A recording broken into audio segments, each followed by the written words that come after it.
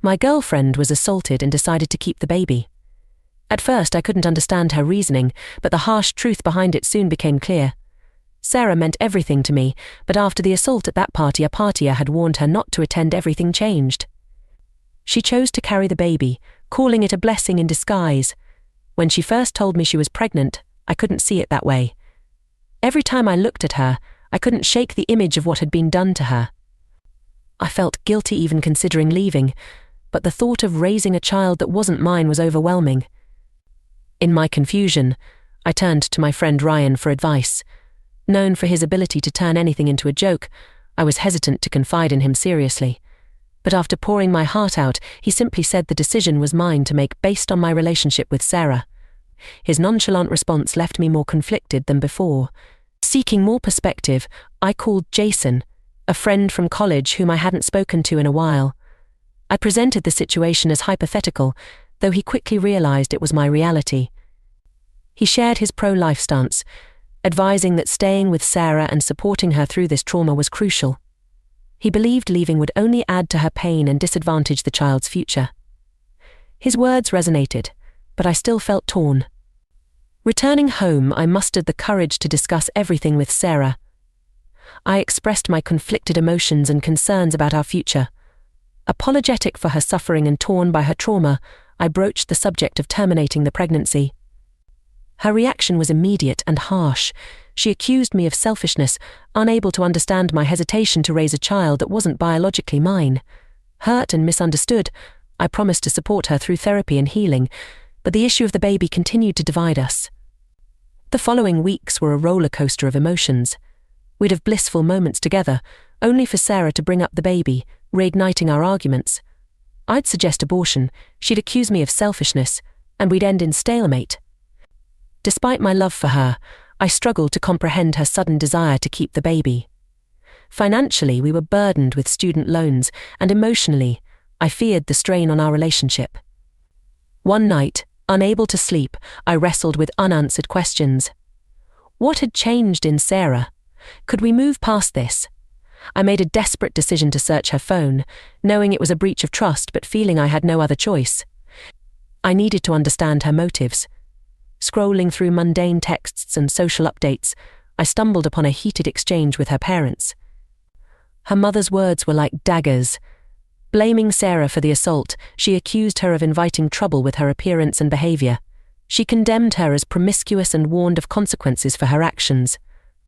The message was laden with judgment and religious guilt, pushing Sarah to keep the baby to redeem herself. Shocked and shaken, I confronted Sarah, struggling to conceal what I'd discovered. I hugged her tightly, hiding my turmoil beneath a facade of concern. I asked how she was coping, silently seething at the injustice she faced. She seemed fragile, exhausted from the ordeal. Wanting to support her, I focused on practical gestures like making breakfast, trying to ease her burden. In the weeks that followed, I wrestled with conflicting emotions. On one hand, I loved Sarah deeply and wanted to stand by her. On the other, I feared the resentment and strain a non-biological child might bring. Our relationship teetered between moments of normalcy and explosive arguments about the baby. I struggled to reconcile my love for her with the practical challenges ahead. The strain of our situation weighed heavily on both of us. Sarah, grappling with trauma and pregnancy, sought solace in preparing for motherhood. Meanwhile, I battled my own guilt and doubts, wondering if staying was the right choice. I wanted to support her, but the prospect of raising another man's child haunted me. Through it all, I learned the complexities of love and sacrifice. Love isn't just about romantic gestures, but also about standing by someone in their darkest hour. It's about facing challenges together, even when the path seems unclear. Sacrifice means putting someone else's needs above your own, even if it means facing personal discomfort. As time passed, Sarah and I navigated our new reality. We sought counseling together, addressing our fears and hopes for the future. Gradually, we found common ground, understanding that our love could endure despite the challenges ahead. We prepared for parenthood with equal parts fear and determination, knowing that our journey would be unconventional but worthwhile. In Sarah's strength, I found inspiration. Despite the odds, she chose to embrace motherhood, finding strength in her faith and resilience. I admired her courage and resilience, knowing that together we could face whatever challenges lay ahead. Our journey was far from easy, but it taught me the true meaning of love, forgiveness, and resilience in the face of adversity. The revelation that my girlfriend, Sarah, was carrying a baby she didn't truly want, pressured by her parents, weighed heavily on my mind. I felt torn between wanting to support her and fearing the consequences of confronting her about it, especially after snooping through her phone a breach of trust I regretted. One evening, after pampering her with her favorite meal and setting up a relaxing bath, I decided it was time to talk. Sarah, content after dinner, asked playfully what she did to deserve such treatment. We laughed, but then I took a deep breath and asked if we could have a serious conversation. Her expression shifted to skepticism as she inquired what it was about. I gathered my thoughts and confessed that I had looked through her phone. I told her about the messages from her mother, the toxic blame placed on her for the assault, and how her parents coerced her into keeping the baby. I needed to understand her true feelings amidst all the pressures and expectations. As I spoke, tears welled up in her eyes, but not out of anger at my intrusion.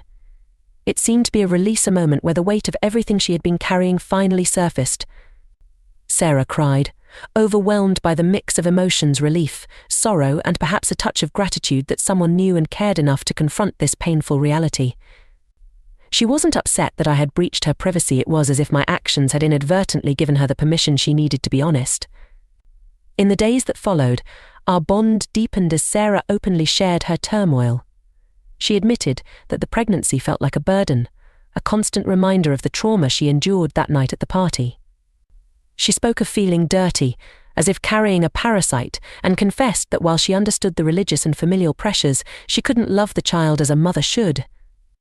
The idea of terminating the pregnancy, once an unspoken thought, now became a path to reclaiming her autonomy and healing her emotional wounds. Together, we researched clinics and scheduled an appointment.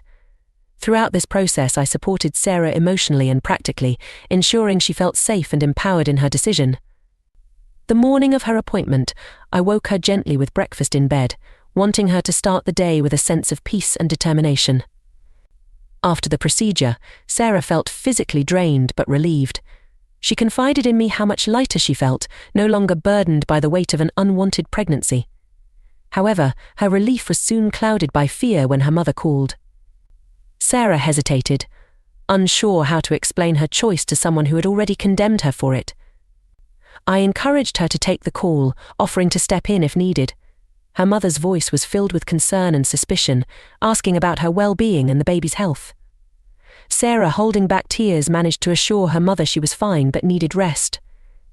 The call ended abruptly, leaving an uneasy tension in the air. Later that week, her parents unexpectedly showed up at our door, demanding to see Sarah. Sensing their disapproval, I intercepted, insisting they sit down for a conversation instead.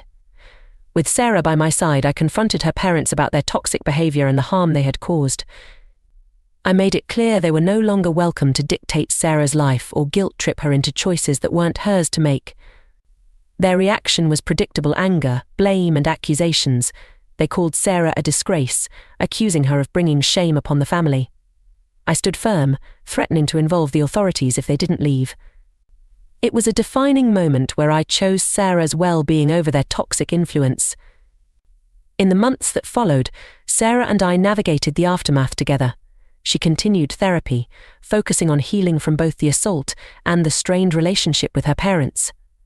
While they attempted to reconcile, it became evident that the damage ran too deep. Eventually, they faded out of our lives, unable to accept Sarah's autonomy and our united front against their control. As time passed, Sarah and I grew stronger. Our relationship blossomed into a partnership built on trust, mutual respect, and shared experiences.